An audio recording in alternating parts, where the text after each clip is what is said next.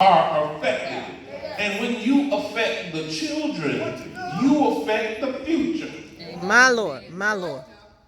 In those days, also saw our Jews that had married wives of Ashton, of Ammon, and of Moab. And their children, it affects the children. Their children spake half in the speech of Ashton and could not speak in the Jews' language. They could speak in the language of Ashton, but couldn't even speak in their own language, according to the language of each people. When the church in marriage begins to get involved with the world and entangled with the world to get along or to go along, it affects the children. My Lord. And they don't know the difference. They won't know the difference between right and wrong. All right. They won't commit. They don't understand what commitment really means. They don't understand what it means to have a relationship with Christ. They don't understand what it means to take responsibility for the church. My Lord. They don't understand what type of church that Christ is returning for. In self-pursuit of what is pleasing to them, what makes them feel good, something more important about becomes more important about their personal happiness. And in that pursuit, they end up not even caring and understanding what worship means, what the worship of God is even for, or what it means to serve God. My Lord. My When Lord. we step outside of our marriage, when we go against our commitments, when we fail to do what God has purposed us to do, when we fail to follow the instructions of the Lord, doing it God's way, it affects the children. Yes, it does. In the text, the children spoke the language of their mothers and not the language of their fathers. In other words, they knew more about what was going on in the world, the customs and the practices more so than they knew about what was going on in the church. What was going on in the church, that was the language of their fathers. Amen. Listen, when church folk get stuff wrong, you gotta understand, when church folk get stuff wrong and act in wrong ways and speak in wrong languages and uses wrong words, children see you. That's right. All right. And they get confused. They process things wrong. Children need a positive influence in their life. And when the church forgets that it is to be set apart, sanctified, holy, when it forgets that it has to be within God's will and God's way, the mission, the purpose will never be completed. My Lord. But God has a way. 25th verse in the text says, and I contended with them. This is Nehemiah, the leader said he's found and he discovered that the situation is going awry. People have gone against their commitments, and he said, I contended with them and cursed them and smote certain of them and plucked off their hair. Y'all don't have to worry. And made them swear by God. You shall not give your daughters unto their sons, nor take their daughters unto your son or for yourself. Nehemiah was called by God, placed by God, led by God. And listen to him, how he described how he dealt with the situation. My Lord.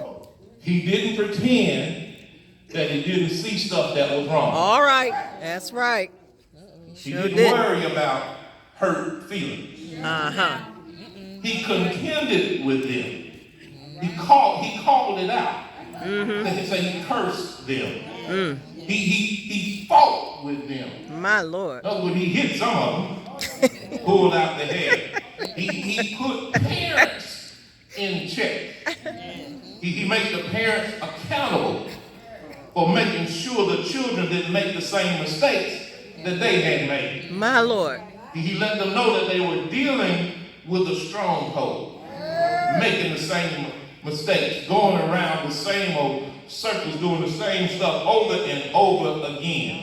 He made it clear to them. He said, Solomon married a foreign woman, and it caused him to miss the mark of God's will and character.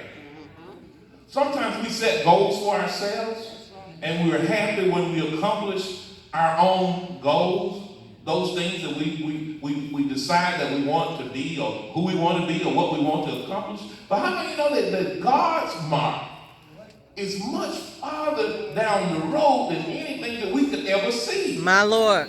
Or understand. My Lord. And while we may become satisfied in our mess, He is.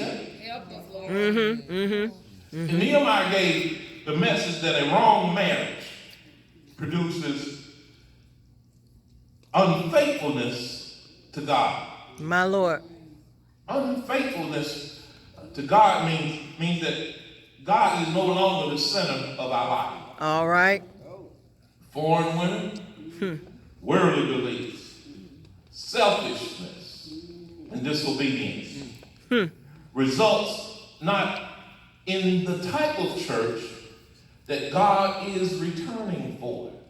Help us, Lord. To understand and acknowledge that He's coming back for a church without a spot or a wrinkle should suggest to you that you can't live a lifestyle that produces nothing but spots and wrinkles.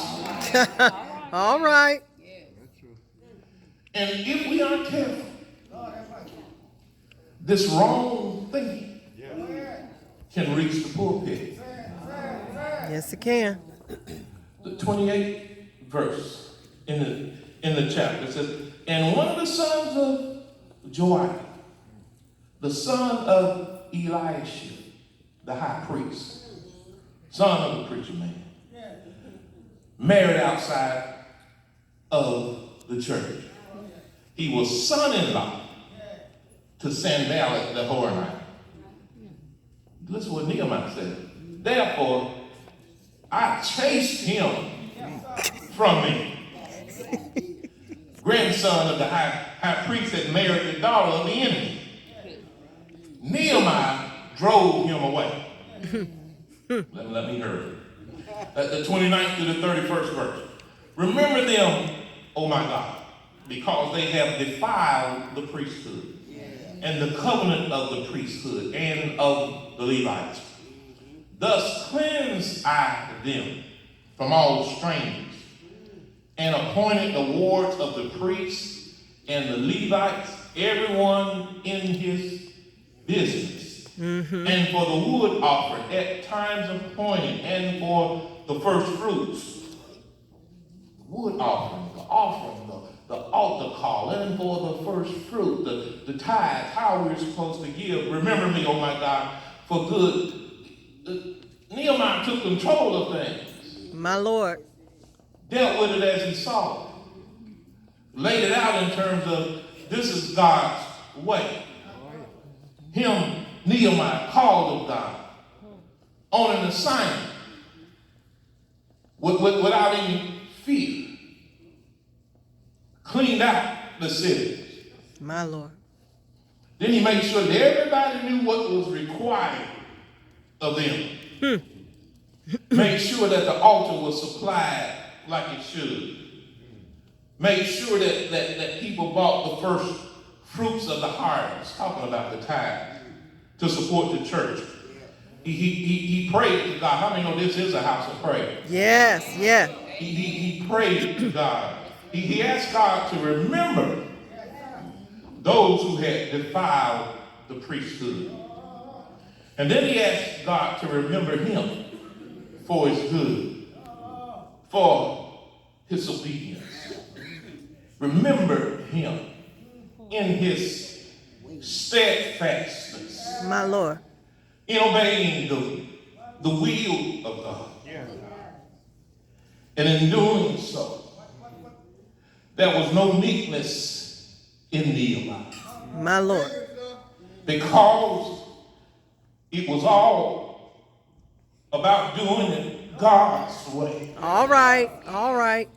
When you take it upon yourself to do it your way, Help us, Lord. you find yourself moving without confidence, moving in a doubting way. But when you do it God's way, oh Lord, how many know that God has a way?